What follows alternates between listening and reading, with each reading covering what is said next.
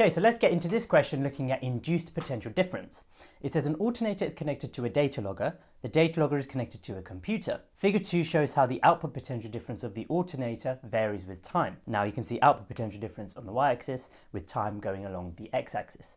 And now it says the coil inside the alternator now rotates at twice the frequency. Draw on figure 2 how the output potential difference varies with time at this new frequency. Okay, so it's 2 marks. So we should see 2 differences in the graph. Now because the frequency is now doubled, that means really the waves that we're going to see should be double in this same time frame. So really it's like compressing by half. You should see double the number of waves here. Okay, so that's the first point. Secondly, if you're rotating at twice the frequency, the rate at which you're cutting the magnetic field is going to increase, so the amount of potential difference that's induced actually also increases. So because the frequency is twice, the amount of PD induced is doubled. So we're going to see a stretch twice in the y-axis and also twice as many waves in the x-axis. So if you look at my graph here, you can compare it now with the initial output being 1.5 squares high, but my new output is now 3 squares high. So that's doubled, that's correct. And here before we could see 2 peaks and 2 troughs, but we've doubled the frequency. So now we've seen twice as many, 4 peaks